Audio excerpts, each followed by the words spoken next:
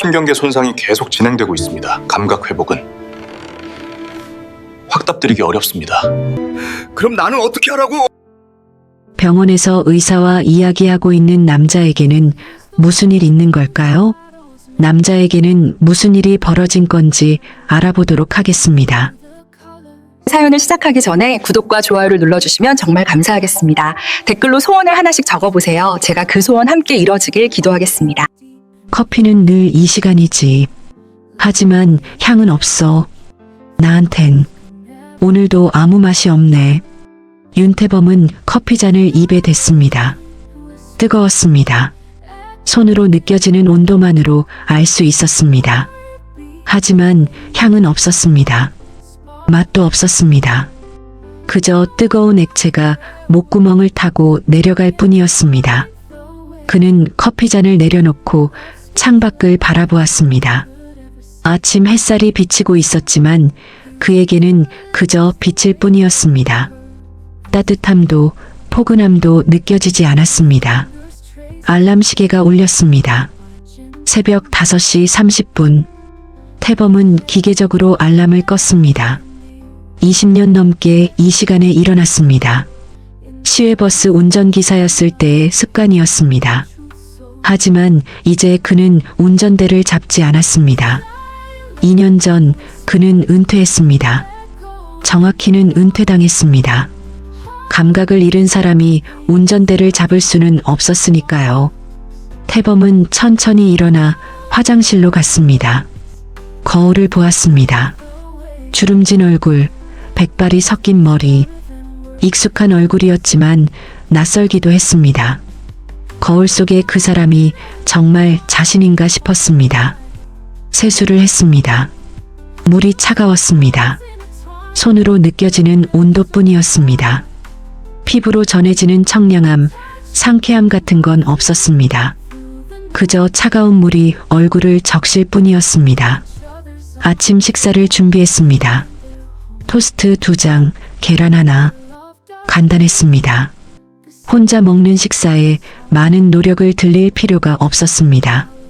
어차피 맛도 느끼지 못하는데 뭐하러 정성을 들이겠습니까? 토스트를 한 입 베어 물었습니다. 바삭한 식감만 느껴졌습니다. 계란도 마찬가지였습니다. 부드러운 질감만 있을 뿐 맛은 전혀 없었습니다. 태범은 기계적으로 음식을 씹어 삼켰습니다. 식사를 마치고 설거지를 했습니다. 설거지도 습관이었습니다. 바로 하지 않으면 나중에 귀찮아질 테니까요. 그릇을 닦고 말리고 제자리에 놓았습니다. 정확하고 기계적인 동작이었습니다.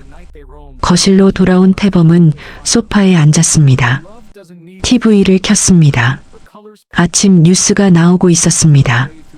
아나운서가 무언가를 말하고 있었지만 태범은 집중하지 않았습니다. 그냥 소리가 있는 게 좋았습니다. 침묵보다는 2년 전 일이었습니다.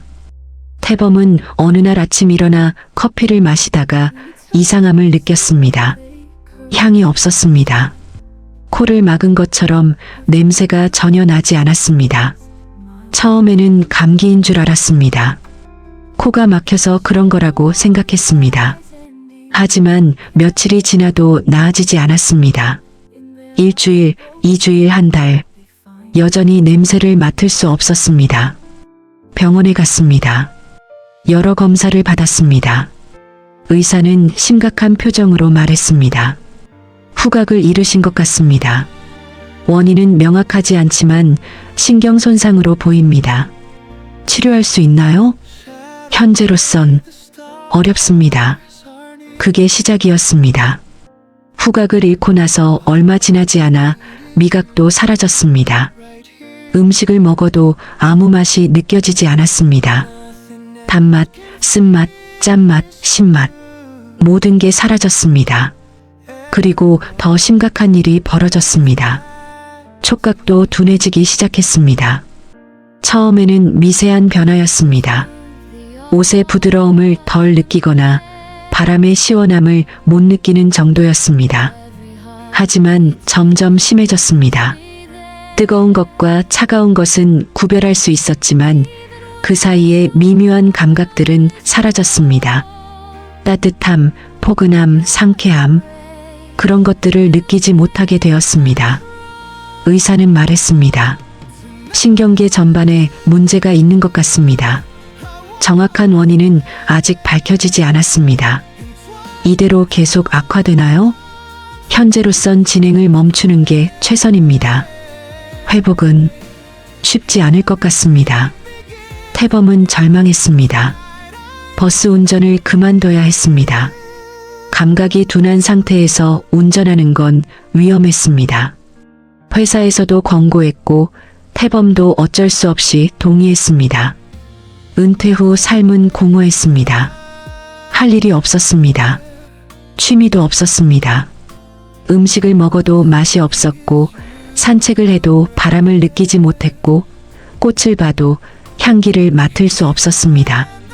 딸 윤경이 자주 전화했습니다. 걱정하는 목소리로 안부를 물었습니다. 태범은 매번 괜찮다고 대답했습니다. 걱정시키고 싶지 않았습니다. 전화벨이 울렸습니다. 태범은 핸드폰을 들었습니다. 윤경이었습니다. 아빠, 오늘 병원은 어땠어요? 괜찮다니까. 괜히 왔다 갔다 뭐하러 가. 아빠 혼자서. 태범은 말을 끊었습니다. 됐다. 나중에 전화해. 전화를 끊었습니다. 태범은 한숨을 쉬었습니다. 윤경의 걱정을 이해했습니다. 하지만 짐이 되고 싶지 않았습니다. 시계를 보니 아침 8시였습니다. 하루가 이제 시작되었습니다. 긴 하루였습니다. 저녁까지 무엇을 하며 보낼까요? 태범은 외투를 입었습니다. 밖에 나가기로 했습니다. 집에만 있으면 답답했습니다. 걷기라도 해야 시간이 갔습니다. 밖은 쌀쌀했습니다. 온도계로 봤을 때 영상 5도 정도였습니다. 하지만 태범은 그 추위를 제대로 느끼지 못했습니다. 그저 차갑다는 것만 알 뿐이었습니다. 거리를 걸었습니다. 사람들이 지나갔습니다. 출근하는 사람들, 학교 가는 아이들, 모두 바쁘게 움직였습니다. 태범만 천천히 걸었습니다. 갈 곳도 할 일도 없었으니까요. 공원을 지나쳤습니다. 벤치에 앉아 쉬는 노인들이 보였습니다. 태범도 그곳에 앉을까 생각했지만 그만뒀습니다. 사람들과 이야기하고 싶지 않았습니다. 1시간쯤 걷다가 태범은 낯선 건물 앞에 섰습니다. 도서관이었습니다. 새로 생긴 것 같았습니다. 깨끗하고 현대적인 건물이었습니다. 태범은 도서관을 멍하니 바라보았습니다. 들어갈까 말까 망설였습니다. 책을 읽을 기분도 아니었고 그냥 시간을 때우기에는 너무 조용한 곳이었습니다. 하지만 발걸음은 도서관 쪽으로 향했습니다. 자동문이 열렸습니다. 안으로 들어가니 따뜻했습니다. 아니, 따뜻하다고 느껴져야 하는 온도였습니다. 하지만 태범은 그 따뜻함을 제대로 느끼지 못했습니다. 로비에는 안내 데스크가 있었습니다. 그리고 게시판에 포스터 하나가 붙어 있었습니다. 오늘 오후 3시 낭독 봉사가 진행됩니다. 태범은 그 포스터를 잠시 바라보았습니다. 낭독. 누군가 책을 읽어주는 건가? 별 관심이 없었습니다. 그는 서가로 향했습니다. 책들이 빼곡히 꽂혀 있었습니다. 태범은 아무 책이나 집어들었습니다. 펼쳐봤지만 글자가 눈에 들어오지 않았습니다. 1시간쯤 도서관에 있다가 태범은 나가려고 했습니다. 하지만 로비를 지나는데 누군가 그를 불렀습니다. 아니, 정확히는 부르지 않았습니다. 손짓으로 멈추라고 했습니다. 안내 데스크에 앉아있던 여자였습니다. 태범은 멈춰섰습니다. 여자는 무언가를 종이에 적어 그에게 보여주었습니다. 안녕하세요. 낭독 봉사에 관심 있으세요? 태범은 고개를 저었습니다. 아니요, 저는 그냥. 여자는 다시 종이에 뭔가를 적었습니다. 잠시 앉아 계셔도 괜찮아요. 3시예요. 태범은 당황했습니다. 이 여자는 왜 말을 하지 않는 걸까? 그리고 왜 자신에게 이런 제안을 하는 걸까? 여자는 미소 지었습니다. 따뜻한 미소였습니다. 태범은 거절하려 했지만 말이 나오지 않았습니다. 저는 바빠서. 여자는 고개를 저으며 또 다른 메모를 보여주었습니다. 바쁘지 않으셔도 돼요. 그냥 듣기만 하시면 돼요. 태범은 난처했습니다. 하지만 이상하게도 거절할 수 없었습니다. 그 여자의 미소가, 눈빛이 진심으로 보였습니다. 그럼 잠깐만요. 여자는 고개를 끄덕이고 작은 방을 가리켰습니다. 태범은 그쪽으로 걸어갔습니다. 작은 방이었습니다. 몇 개의 의자가 놓여 있었고 앞쪽에는 작은 강단이 있었습니다. 아직 아무도 없었습니다. 태범은 뒤쪽 의자에 앉았습니다. 왜 여기 앉아 있는지 스스로도 이해할 수 없었습니다. 그냥 가면 되는데 왜 이 낯선 곳에 남아 있는 걸까? 하지만 일어서지 못했습니다. 뭔가가 그를 붙잡고 있었습니다. 호기심일까? 아니면 외로움일까? 시계를 보니 2시 50분이었습니다. 낭독 시작까지 10분 남았습니다. 태범은 조용히 앉아 기다렸습니다. 3시가 되자 사람들이 하나둘 들어오기 시작했습니다. 대부분 나이 든 사람들이었습니다. 태범처럼 할 일 없는 노인들인 것 같았습니다. 6명 정도가 모였습니다. 작은 모임이었습니다. 사람들은 서로 인사를 나누고 조용히 앉았습니다. 태범은 뒤에 앉아 조용히 지켜보았습니다. 3시 정각 안내 데스크에 있던 여자가 들어왔습니다. 그녀는 앞으로 걸어가 강단에 섰습니다. 손에는 작은 녹음기가 들려 있었습니다. 여자는 사람들을 둘러보며 미소 지었습니다. 그리고 녹음기를 켰습니다. 그녀의 목소리가 흘러나왔습니다. 안녕하세요. 저는 최혜인입니다. 오늘도 함께 해주셔서 감사합니다. 녹음된 목소리였습니다. 태범은 그제야 깨달았습니다. 이 여자는 말을 할 수 없는 사람이었습니다. 그래서 미리 녹음한 목소리를 사용하는 것이었습니다. 혜인은 녹음기를 내려놓고 책을 펼쳤습니다. 그리고 다시 녹음기를 켰습니다. 오늘은 오래된 길이라는 시를 읽겠습니다. 녹음기에서 시가 흘러나오기 시작했습니다. 하지만 이상했습니다. 그냥 녹음된 목소리가 아니었습니다. 혜인은 책을 보며 손짓으로 감정을 표현했습니다. 슬픈 부분에서는 고개를 숙였고 기쁜 부분에서는 미소 지었습니다. 녹음된 목소리와 그녀의 몸짓이 하나가 되어 시를 살아있게 만들었습니다. 태범은 넋을 잃고 바라보았습니다. 말을 하지 못하는 사람이 이렇게 풍부하게 표현할 수 있다니 놀라웠습니다. 시가 끝났습니다. 사람들이 조용히 박수를 쳤습니다. 혜인은 고개를 숙여 인사했습니다. 그리고 다음 시로 넘어갔습니다. 이번에는 봄날이라는 시였습니다. 녹음된 목소리가 다시 흘러나왔고 혜인은 또다시 몸짓으로 감정을 표현했습니다. 태범은 그녀를 바라보며 이상한 감정을 느꼈습니다. 따뜻함 같은 것이었습니다. 아니, 정확히는 따뜻함을 느끼지는 못했습니다. 하지만 마음 어딘가가 움직이는 느낌이었습니다. 1시간 동안 낭독이 계속되었습니다. 혜인은 여러 시를 읽었습니다. 사람들은 조용히 듣고 가끔 웃고 때로는 눈물을 닦았습니다. 태범은 그 모든 것을 지켜보았습니다. 자신은 아무것도 느끼지 못한다고 생각했지만 이상하게도 그 시간이 좋았습니다.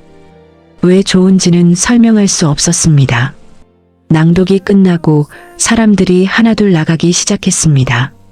태범도 일어서려 했지만 혜인이 그에게 다가왔습니다. 그녀는 종이에 뭔가를 적어 보여주었습니다. 처음 오셨죠? 어떠셨어요? 태범은 대답하기 어려웠습니다. 뭐라고 말해야 할까? 좋았다고? 아니면 별로였다고? 그냥 좀 신기했어요. 혜인은 미소 지으며 다시 적었습니다. 다음 주에도 오세요. 매주 수요일 3시에요. 태범은 난처했습니다. 저는 바빠서. 혜인은 고개를 가로저었습니다. 그리고 또 다른 메모를 보여주었습니다. 바쁘지 않으셔도 돼요. 그냥 듣고 싶을 때 오세요. 태범은 아무 말도 하지 못했습니다. 혜인은 작별 인사를 하고 다른 사람들에게 갔습니다. 태범은 도서관을 나왔습니다. 밖은 여전히 쌀쌀했습니다. 하지만 이상하게도 기분이 조금 나아진 것 같았습니다. 집으로 돌아오는 길, 태범은 계속 생각했습니다. 오늘 본 그 여자 최혜인. 말을 하지 못하는데도 그렇게 풍부하게 표현할 수 있다니. 그리고 자신은 감각을 잃었다고 삶을 포기한 건 아닐까? 혜인처럼 다른 방법을 찾아볼 수는 없을까? 하지만 곧 고개를 저었습니다. 자신은 혜인과 다릅니다. 그녀는 여전히 느낄 수 있었습니다. 하지만 자신은 아무것도 느끼지 못했습니다. 집에 도착해서 저녁을 먹었습니다. 역시 아무 맛도 없었습니다. TV를 켰습니다. 뉴스가 나왔습니다. 하지만 집중되지 않았습니다. 계속 혜인의 모습이 떠올랐습니다. 그녀의 미소, 손짓, 그리고 녹음된 목소리, 모든 게 인상적이었습니다. 다음 주 수요일, 다시 갈까? 태범은 고민했습니다. 가봤자 뭐가 달라질까? 자신은 여전히 아무것도 느끼지 못할 텐데. 하지만 마음 한구석에서는 다른 목소리가 들렸습니다. 가봐. 어쩌면 뭔가 달라질지도 몰라. 일주일이 지났습니다. 태범은 평소처럼 무료한 일상을 보냈습니다. 아침에 일어나고 커피를 마시고 산책을 하고 집에 돌아왔습니다. 반복되는 일상이었습니다. 수요일이 다가왔습니다. 태범은 아침부터 신경이 쓰였습니다. 도서관에 갈까 말까 계속 고민했습니다. 가봤자 뭐가 달라져? 시간 낭비일 뿐이야. 하지만 다른 한편으로는 궁금했습니다. 혜인이 이번 주에는 어떤 시를 읽을까? 사람들은 또 올까? 오후 2시 태범은 외투를 입었습니다. 도서관에 가기로 결심했습니다. 어차피 집에 있어도 할 일이 없었습니다. 도서관에 도착하니 2시 40분이었습니다. 아직 시간이 있었습니다. 태범은 로비를 배회했습니다. 그때 누군가 뒤에서 어깨를 툭 쳤습니다. 야, 윤태범. 태범은 돌아보았습니다. 낯익은 얼굴이었습니다. 이명수, 옛날 직장 동료였습니다. 명수야? 맞아. 여기서 뭐하냐? 그냥 산책하다가. 명수는 웃으며 말했습니다. 산책? 도서관에서? 거짓말 마. 낭독 들으러 왔지? 태범은 당황했습니다. 너도 알아? 당연하지. 나 여기 자주 와. 혜인 씨 낭독 정말 좋거든. 태범은 놀랐습니다. 명수가 이런 데 올 사람 같지 않았는데. 너는 왜 와? 심심해서. 은퇴하고 할 일 없잖아. 여기 오면 시간도 가고 좋아. 명수는 태범의 팔을 잡았습니다. 가자. 같이 들어가. 나는 그냥 구경만. 구경 뭘 구경해. 들어가서 앉아. 명수는 태범을 끌고 낭독실로 들어갔습니다. 이미 몇 명이 앉아 있었습니다. 지난주에 봤던 사람들도 보였습니다. 명수는 앞쪽 자리에 앉았고 태범은 어쩔 수 없이 옆에 앉았습니다. 근데 너 왜 여기 안 왔어? 지난주에 왔다면서. 그냥 별로 느낌이 없어서. 명수는 태범을 이상하게 쳐다보았습니다. 느낌? 느낌이 뭐가 중요해? 듣는 거지. 내가 뭘 느끼겠냐? 명수는 태범의 상태를 알고 있었습니다. 감각을 잃었다는 것도 알았습니다. 그래도 괜찮아. 못 느껴도 듣는 사람은 느껴. 태범은 무슨 말인지 이해하지 못했습니다. 명수가 다시 말했습니다. 너 혼자 느끼는 게 중요한 게 아니야. 여기 있는 사람들이 느끼는 거야. 그걸 보는 것만으로도 충분해. 태범은 아무 말도 하지 못했습니다. 3시가 되었습니다. 혜인이 들어왔습니다. 그녀는 사람들을 보며 미소 지었습니다. 태범과 눈이 마주치자 더 환하게 웃었습니다. 혜인은 녹음기를 켰습니다. 안녕하세요. 오늘도 함께 해주셔서 감사합니다. 낭독이 시작되었습니다. 이번 주는 가을 저녁이라는 시였습니다. 녹음된 목소리가 흘러나오고 혜인은 손짓으로 감정을 표현했습니다. 태범은 혜인을 바라보았습니다. 그녀의 움직임, 표정, 눈빛, 모든 것이 시와 하나가 되어 있었습니다. 그리고 주변 사람들을 보았습니다. 모두 집중해서 듣고 있었습니다. 어떤 사람은 미소 지었고 어떤 사람은 눈을 감고 있었습니다. 명수도 진지한 표정으로 듣고 있었습니다. 태범은 그 모습을 보며 이상한 감정을 느꼈습니다. 아, 이게 명수가 말한 거구나. 자신은 느끼지 못해도 다른 사람들은 느끼고 있었습니다. 그들의 표정, 반응을 보는 것만으로도 뭔가 전해졌습니다. 낭독이 계속되었습니다. 1시간 동안 여러 시가 읽혔습니다. 태범은 그 시간 내내 주변 사람들을 관찰했습니다. 한 할머니는 눈물을 닦았습니다. 어떤 시가 그녀를 울린 것 같았습니다. 옆에 할아버지는 고개를 끄덕이며 공감하는 표정이었습니다. 명수는 가끔 웃었습니다. 재미있는 시가 나올 때마다 조용히 웃음을 터뜨렸습니다. 그리고 혜인. 그녀는 모든 감정을 몸으로 표현했습니다. 슬픔, 기쁨, 그리움, 희망. 말은 하지 못했지만 그 누구보다 풍부하게 전달했습니다. 낭독이 끝났습니다. 사람들이 박수를 쳤습니다. 태범도 따라서 박수를 쳤습니다. 사람들이 하나둘 나가기 시작했습니다. 명수가 태범에게 말했습니다. 어때? 괜찮지? 응. 생각보다. 다음 주에도 와. 같이 듣자. 알았어. 태범은 고개를 끄덕였습니다. 이번에는 거절하지 않았습니다. 명수가 먼저 나가고 태범도 일어서려 했습니다. 그때 혜인이 다가왔습니다. 그녀는 종이에 뭔가를 적어 보여주었습니다. 다시 와주셔서 감사해요. 다음 주에도 기다릴게요. 태범은 어색하게 웃으며 고개를 끄덕였습니다. 네. 다음 주에 또 올게요. 혜인은 환하게 웃었습니다. 그리고 손을 흔들며 작별 인사를 했습니다. 태범은 도서관을 나왔습니다. 밖은 여전히 쌀쌀했습니다. 하지만 이번에는 조금 덜 쌀쌀한 것 같았습니다. 아니, 실제로 덜 쌀쌀한 건 아니었습니다. 여전히 감각은 둔했습니다. 하지만 마음이 조금 따뜻해진 것 같았습니다. 집으로 가는 길, 태범은 생각했습니다. 다음 주에도 가봐야겠어. 다음 주 수요일이 왔습니다.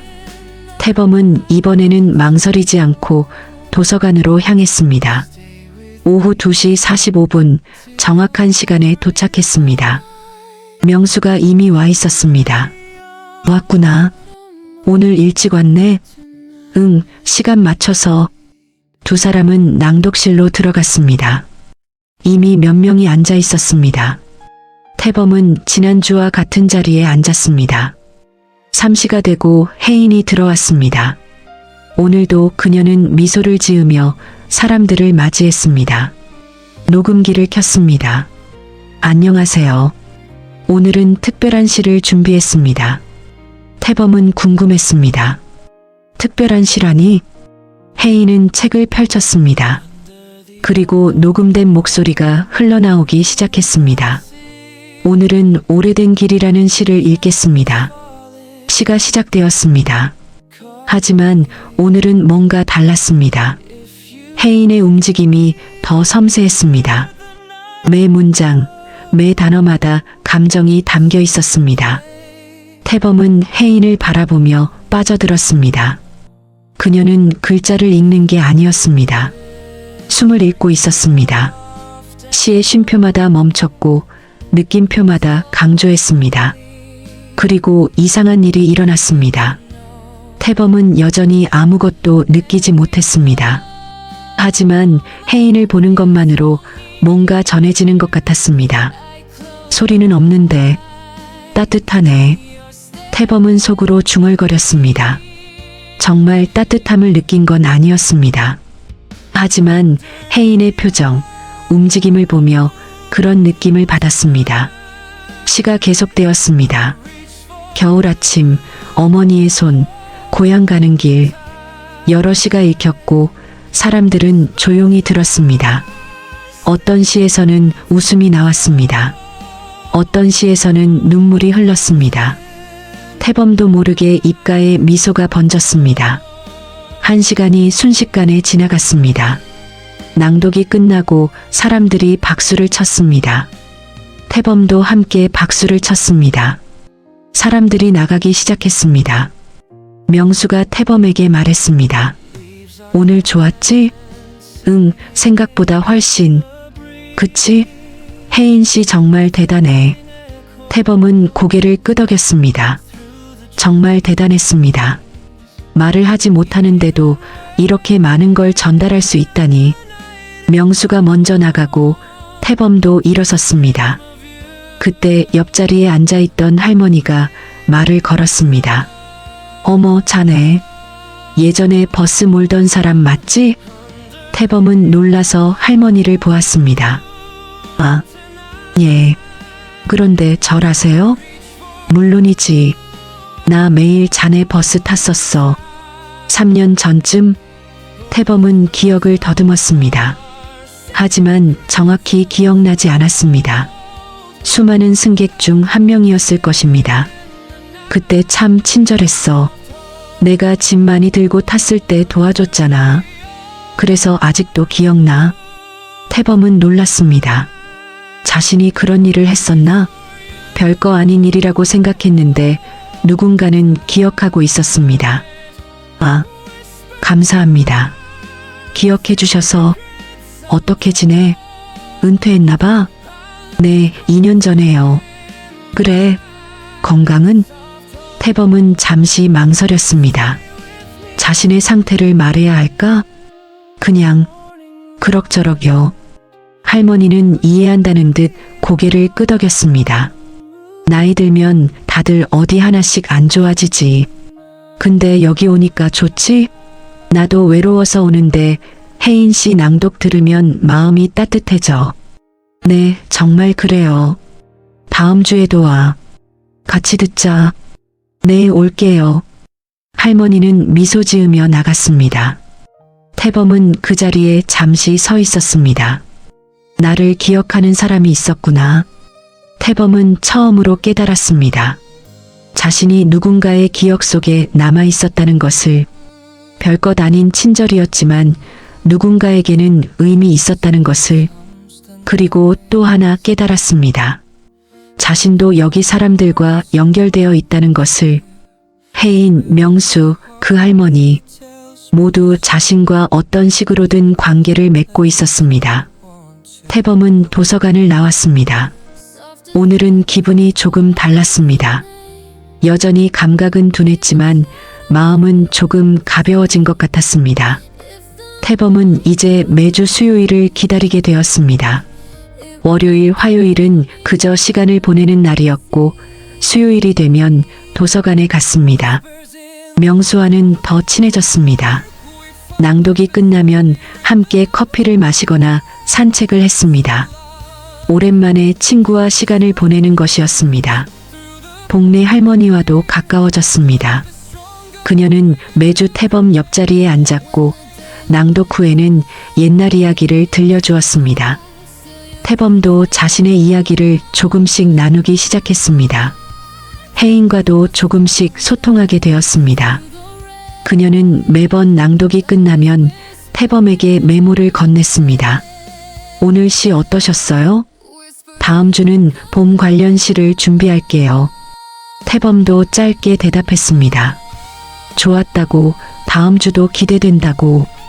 어느 날 낭독이 끝난 후 혜인이 태범에게 긴 메모를 건넸습니다. 태범 씨, 감각을 잃으셨다고 들었어요. 힘드시죠? 태범은 놀랐습니다. 누가 말한 걸까? 아마 명수나 복례 할머니였을 것입니다. 네, 조금요. 저도 목소리를 잃었어요. 어릴 때 사고로. 처음에는 정말 힘들었어요. 태범은 혜인을 바라보았습니다. 그녀도 고통을 겪었구나. 하지만 다른 방법을 찾았어요. 손으로, 표정으로, 마음으로. 태범 씨도 찾으실 수 있을 거예요. 태범은 가슴이 뭉클했습니다. 고맙습니다. 노력해 볼게요.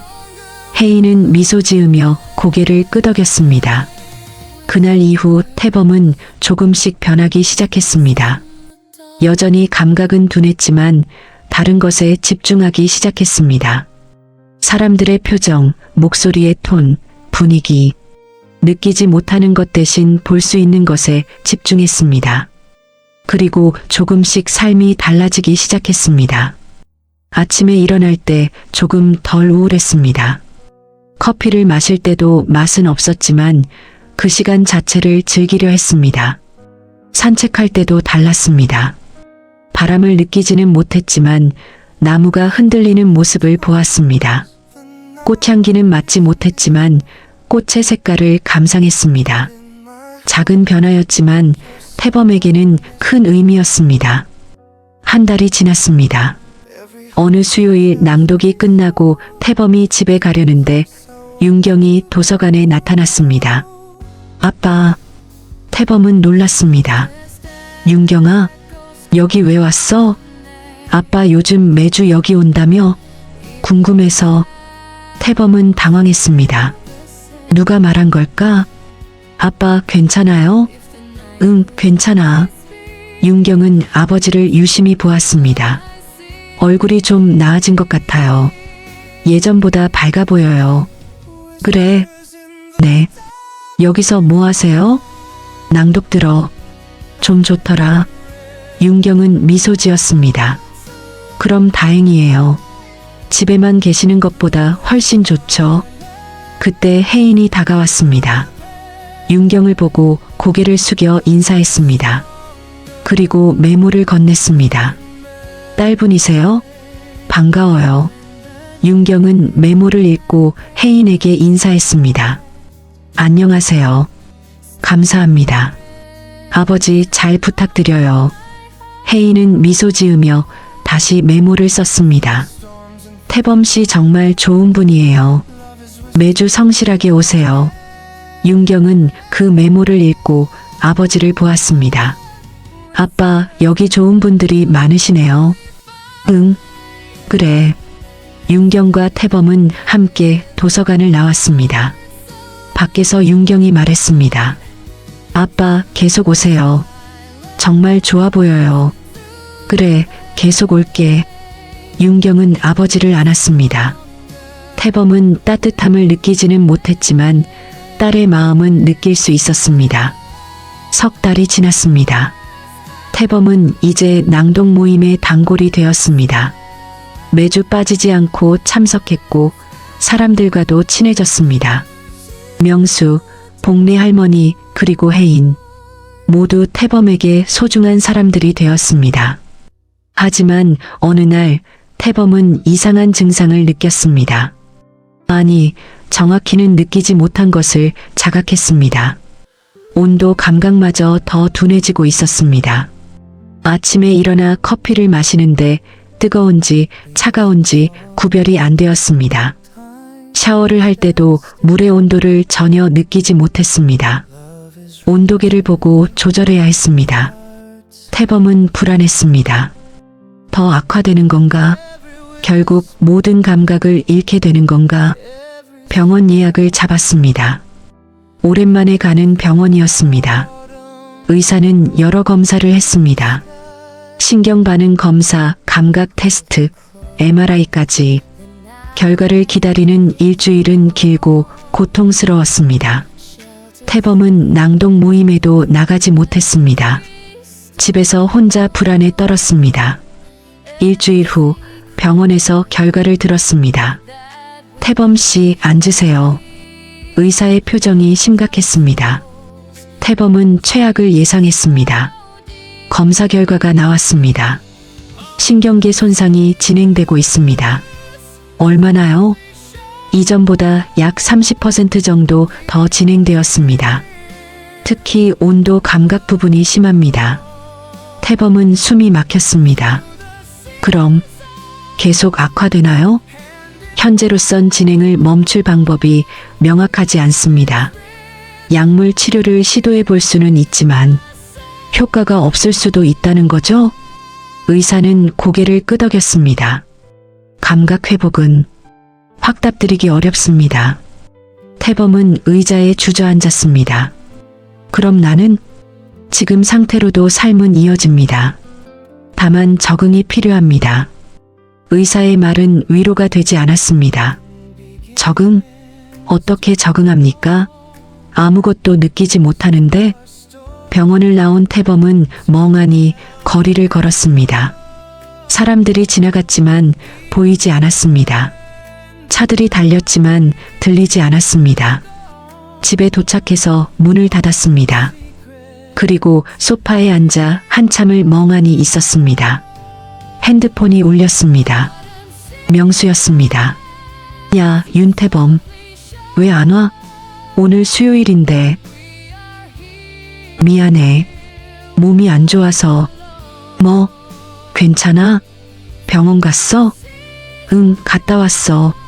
뭐래? 심각해? 태범은 대답하지 못했습니다. 야, 나 지금 갈게. 거기 있어. 아니야, 괜찮아. 그냥 쉬고 싶어. 그래도. 명수야, 미안해. 나중에 전화할게. 태범은 전화를 끊었습니다. 그날부터 태범은 도서관에 나가지 않았습니다. 명수가 전화했지만 받지 않았습니다. 윤경이 찾아왔지만 문을 열어주지 않았습니다. 태범은 다시 예전으로 돌아갔습니다. 아침에 일어나고 커피를 마시고 TV를 보고 잠드는 무의미한 일상. 일주일이 지났습니다. 어느 날 오후 문 앞에서 소리가 났습니다. 누군가 무언가를 놓고 간 것 같았습니다. 태범은 나가보지 않았습니다. 관심이 없었습니다. 저녁이 되어서야 문을 열었습니다. 문 앞에 작은 상자가 놓여 있었습니다. 상자 위에는 메모가 붙어 있었습니다.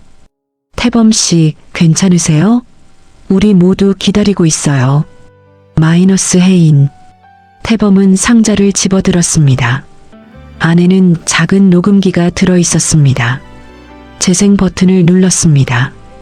혜인의 녹음된 목소리가 흘러나왔습니다. 태범 씨, 안녕하세요. 요즘 안 보여서 걱정했어요.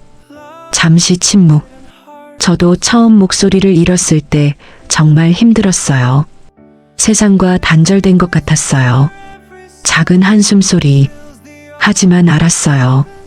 느끼지 못해도 함께 있으면 괜찮다는 것을. 부드러운 음악이 깔리기 시작함. 혼자가 아니에요, 태범 씨. 우리가 있어요.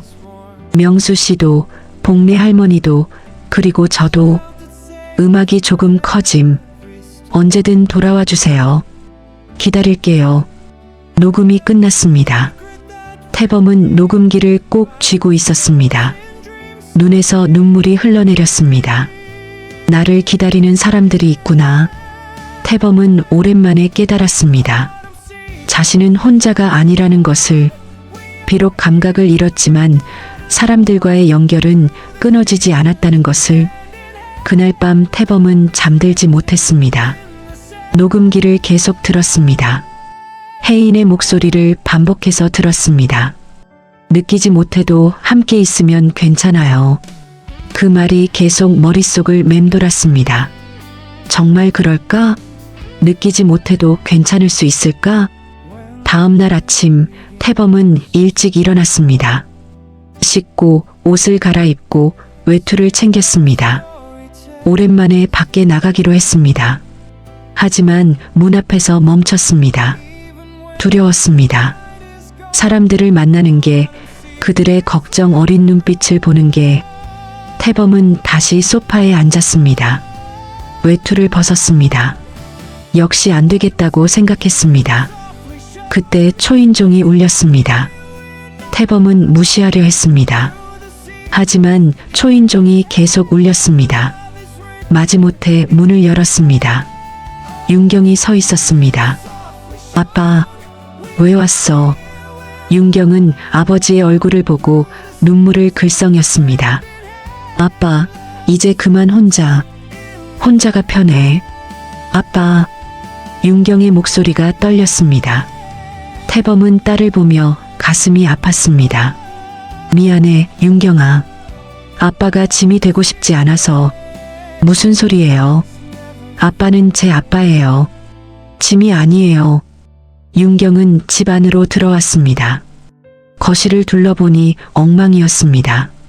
설거지하지 않은 그릇들, 널브러진 옷들. 아빠, 이렇게 살면 안 돼요. 괜찮아. 나 혼자 사는데. 윤경은 청소를 시작했습니다. 태범은 말리려 했지만 윤경은 듣지 않았습니다. 1시간 동안 윤경은 집을 정리했습니다. 설거지하고 빨래하고 청소했습니다. 태범은 멍하니 지켜보았습니다. 정리가 끝나고 윤경이 아버지 옆에 앉았습니다. 아빠, 병원에서 뭐래요? 악화됐대. 얼마나요? 많이. 윤경은 아버지의 손을 잡았습니다. 태범은 딸의 손을 느끼지 못했지만 온기는 전해지는 것 같았습니다. 아빠, 혼자 견디지 마세요. 제가 있잖아요. 윤경아. 그리고 도서관 사람들도요. 명수 아저씨도 매일 전화하시고 혜인 씨도 계속 걱정하시던데요. 태범은 고개를 숙였습니다. 다들 귀찮게 해서 미안해. 귀찮은 게 아니에요. 걱정하는 거예요. 아빠를 아끼니까. 그때 초인종이 다시 울렸습니다. 윤경이 문을 열었습니다. 혜인이 서 있었습니다. 혜인은 윤경을 보고 고개를 숙여 인사했습니다. 그리고 태범을 보고 미소 지었습니다. 손에는 종이와 펜이 들려 있었습니다. 혜인은 거실로 들어와 종이에 뭔가를 적었습니다. 태범 씨, 안 보여서 걱정했어요. 태범은 대답하지 못했습니다. 혜인은 다시 적었습니다. 괜찮아요. 말 안 하셔도 돼요. 지금은 말보다 같이 앉아 있는 게 중요해요. 혜인은 태범 옆 소파에 앉았습니다. 윤경도 반대편에 앉았습니다. 세 사람은 한동안 말없이 앉아 있었습니다. 침묵이었지만 편안했습니다. 태범은 그 침묵 속에서 위로를 느꼈습니다. 잠시 후 혜인이 다시 메모를 썼습니다. 다음 주 수요일 특별한 낭독이 있어요. 와주시겠어요? 태범은 망설였습니다. 혜인이 다시 적었습니다. 억지로는 아니에요. 하지만 우리 모두 태범 씨를 기다리고 있어요. 태범은 혜인을 바라보았습니다. 그녀의 눈에는 진심이 담겨 있었습니다. 생각해 볼게요. 혜인은 미소 지으며 고개를 끄덕였습니다. 그리고 일어서며 마지막 메모를 남겼습니다. 혼자가 아니에요, 태범 씨. 기억하세요. 혜인이 떠나고 윤경이 아버지를 보았습니다. 아빠, 가보는 게 어때요? 나도 같이 갈게요. 태범은 한참을 생각했습니다. 그리고 천천히 고개를 끄덕였습니다. 그래, 가봐야겠다. 다음 주 수요일이 왔습니다. 태범은 오랜만에 외출 준비를 했습니다. 씻고 면도하고 깨끗한 옷을 입었습니다. 윤경이 함께 갔습니다. 두 사람은 버스를 타고 도서관으로 향했습니다. 태범은 긴장했습니다. 오랜만에 사람들을 만나는 것이었습니다. 도서관에 도착하니 오후 2시 50분이었습니다. 아직 시간이 있었습니다. 태범과 윤경은 로비에서 잠시 앉아 있었습니다. 명수가 나타났습니다. 아, 윤태범, 왔구나. 명수는 달려와서 태범의 어깨를 두드렸습니다. 어떻게 지냈어? 걱정했잖아. 미안해, 명수야. 미안하긴 뭘 미안해. 괜찮으면 됐지. 명수는 윤경에게도 인사했습니다. 윤경이 맞지? 아버지 잘 모셔왔네. 네, 아저씨. 잘 지내셨어요? 그럼. 근데 내 아버지 없으니까 낭독이 심심하더라.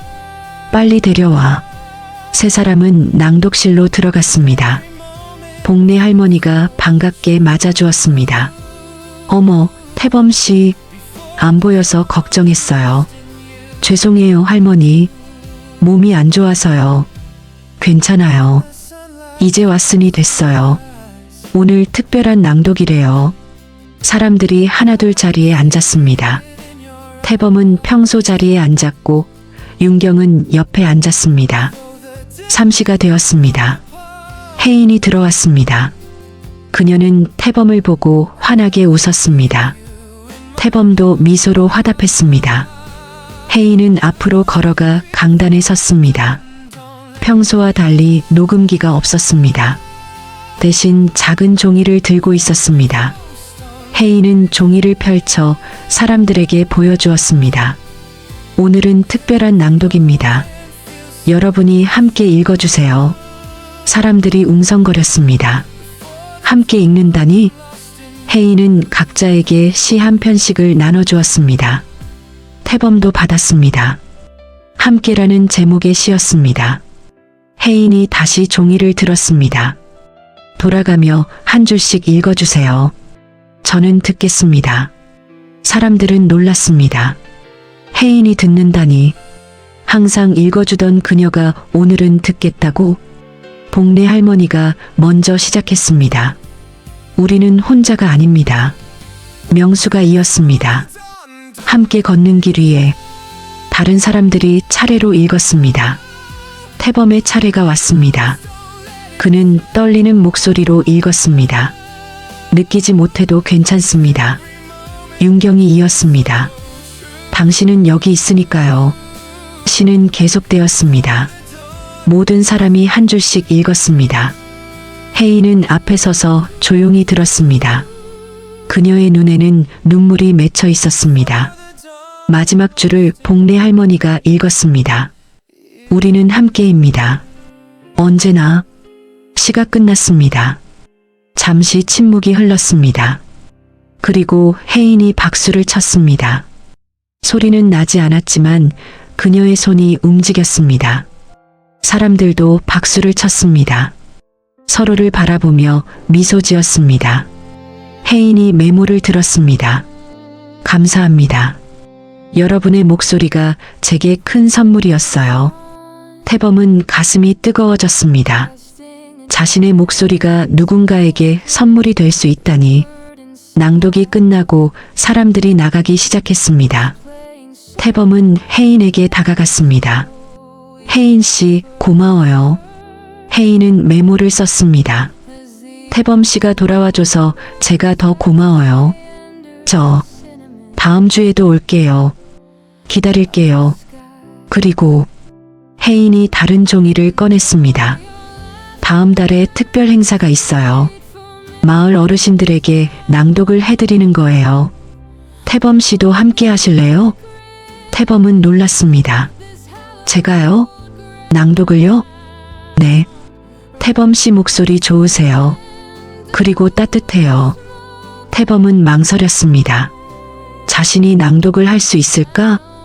윤경이 옆에서 말했습니다. 아빠 해보세요. 잘하실 수 있어요. 명수도 거들었습니다. 그래 해봐. 너 목소리 좋잖아. 태범은 혜인을 바라보았습니다. 그녀는 기대하는 눈빛이었습니다. 해볼게요. 혜인은 환하게 웃었습니다. 한 달 동안 태범은 준비했습니다. 혜인이 선택한 시들을 연습했습니다. 처음에는 어색했습니다. 오랫동안 남 앞에서 말해본 적이 없었으니까요. 하지만 점점 익숙해졌습니다. 혜인이 낭독 후마다 조언해 주었습니다. 천천히 읽으세요. 서두르지 마세요. 감정을 담으세요. 억지로는 아니고 자연스럽게 쉼표에서 숨을 쉬세요. 그게 시의 호흡이에요. 태범은 열심히 연습했습니다. 윤경 앞에서도 읽어봤고 명수에게도 들려줬습니다. 모두 좋다고 격려해 주었습니다. 행사날이 다가왔습니다. 마을 경로당에서 열리는 작은 행사였습니다. 어르신들을 위한 낭독 봉사였습니다. 태범은 긴장했습니다. 아침부터 손이 떨렸습니다. 윤경이 격려했습니다. 아빠 잘하실 거예요. 걱정하지 마세요. 오후 2시 경로당에 도착했습니다. 어르신들이 30명 정도 모여 있었습니다. 혜인과 명수, 복례 할머니도 와 있었습니다. 혜인이 먼저 낭독을 시작했습니다. 평소처럼 녹음된 목소리와 함께 몸짓으로 표현했습니다. 어르신들은 감동하며 들었습니다. 그 다음 차례가 태범이었습니다. 태범은 앞으로 나갔습니다. 마이크 앞에 섰습니다. 수십 명의 눈이 자신을 바라보고 있었습니다. 떨렸습니다. 목이 말랐습니다. 하지만 혜인이 미소 지으며 고개를 끄덕였습니다. 할 수 있어요라고 말하는 것 같았습니다. 태범은 깊은 숨을 들이마셨습니다. 그리고 입을 열었습니다. 저는 윤태범이라고 합니다. 목소리가 떨렸습니다. 하지만 계속했습니다. 저는 맛도 냄새도 느끼지 못합니다. 촉각도 많이 둔합니다. 어르신들이 조용해졌습니다. 태범은 계속 말했습니다. 처음에는 정말 힘들었습니다. 삶의 의미를 잃은 것 같았습니다. 짧은 침묵. 하지만 이곳에 와서 알았습니다. 느끼지 못해도 함께 있으면 괜찮다는 것을. 태범은 어르신들을 바라보았습니다. 오늘은 여러분께 시를 읽어드리고 싶습니다. 제가 느낀 따뜻함을 나누고 싶습니다. 어르신들이 조용히 박수를 쳤습니다. 태범은 시를 읽기 시작했습니다. 함께라는 길 마이너스 읽겠습니다. 태범의 목소리가 경로당에 울려 퍼졌습니다. 천천히 또박또박 감정을 담아서 혜인이 가르쳐준 대로 쉼표에서 숨을 쉬고 마침표에서 멈췄습니다. 어르신들은 눈을 감고 들었습니다. 어떤 분은 고개를 끄덕였고 어떤 분은 눈물을 닦았습니다. 시가 끝났습니다. 잠시 침묵이 흘렀습니다. 그리고 박수가 터져 나왔습니다. 어르신들이 일어나 박수를 쳤습니다. 태범은 눈물이 났습니다. 감각을 잃었지만 사람들의 마음은 느낄 수 있었습니다. 박수 소리는 들렸고 그들의 미소는 보였습니다. 행사가 끝나고 어르신 한 분이 태범에게 다가왔습니다. 젊은이 고맙네. 오랜만에 좋은 시 들었어. 감사합니다. 힘든 일 겪으셨다면서? 근데 목소리는 따뜻하더군. 그렇게 말씀해 주시니 감사합니다. 어르신은 태범의 손을 잡았습니다. 계속하게. 자네 목소리가 필요한 사람들이 많아. 태범은 고개를 끄덕였습니다. 경로당을 나오며 혜인이 메모를 건넸습니다. 정말 잘하셨어요. 자랑스러워요. 고마워요, 혜인 씨. 당신 덕분이에요. 윤경이 아버지를 안았습니다. 아빠, 정말 멋있었어요. 명수도 어깨를 두드렸습니다. 야, 너 진짜 잘하더라. 나도 감동받았어. 태범은 웃었습니다. 오랜만에 진심으로 웃었습니다. 1년이 지났습니다. 태범의 삶은 완전히 달라졌습니다. 그는 이제 이야기길 안내원이 되었습니다. 마을 곳곳을 다니며 어르신들에게 낭독을 해드렸습니다. 경로당, 요양원, 복지관, 어디든 갔습니다. 혜인과 함께 다녔습니다. 혜인은 낭독하고 태범은 이야기를 들려주었습니다. 두 사람은 좋은 팀이 되었습니다. 명수와 복래 할머니도 가끔 함께 했습니다. 작은 봉사팀이 만들어졌습니다. 윤경은 아버지의 변화를 보며 기뻐했습니다. 아빠, 요즘 정말 행복해 보여요. 응, 행복해. 할 일이 생겼으니까. 감각은요? 여전히 느끼지 못해. 하지만 괜찮아. 다른 걸 느끼고 있으니까. 윤경은 아버지를 안았습니다. 어느 봄날 오후 태범은 마을길을 걸었습니다. 벚꽃이 만개했습니다. 향기는 맡지 못했지만 아름다움은 볼 수 있었습니다. 아이들이 웃으며 뛰어갔습니다. 그 웃음소리가 태범에게는 음악처럼 들렸습니다. 태범은 생각했습니다. 느끼지 못해도 괜찮았어. 함께였으니까. 도서관에 도착했습니다. 오늘도 낭독이 있었습니다. 혜인이 문 앞에서 기다리고 있었습니다. 그녀는 메모를 건넸습니다. 오늘 새로운 시 준비했어요. 같이 읽을래요? 물론이죠. 두 사람은 낭독실로 들어갔습니다. 사람들이 기다리고 있었습니다. 명수, 복래 할머니, 그리고 새로운 사람들도 있었습니다. 낭독이 시작되었습니다. 혜인의 녹음된 목소리와 태범의 낭독이 어우러졌습니다. 오늘의 시, 남아있는 목소리를 읽겠습니다. 태범은 천천히 읽었습니다. 우리는 때때로 읽습니다. 보고 듣고 느끼던 것들을. 하지만 잃은 자리에 새로운 것이 자랍니다. 목소리는 남아있습니다. 함께한 기억 속에 당신의 오늘에도 아직 남아있는 목소리가 있기를. 시가 끝나고 조용한 박수가 흘렀습니다. 태범은 사람들을 바라보았습니다. 모두 미소 지고 있었습니다. 혜인이 메모를 들었습니다. 고마워요, 태범 씨. 당신의 목소리가 많은 사람에게 위로가 되고 있어요. 태범은 고개를 끄덕였습니다. 낭독이 끝나고 사람들이 나갔습니다. 태범도 일어섰습니다. 밖으로 나가는데 복래 할머니가 말했습니다. 태범 씨, 다음 주에 새로운 분이 오실 거래요. 힘든 일 겪으신 분인데 태범 씨 이야기 듣고 용기 내셨대요. 태범은 놀랐습니다. 제 이야기를요? 그럼요. 태범 씨 이야기가 많은 사람에게 희망이 되고 있어요. 태범은 가슴이 뜨거워졌습니다.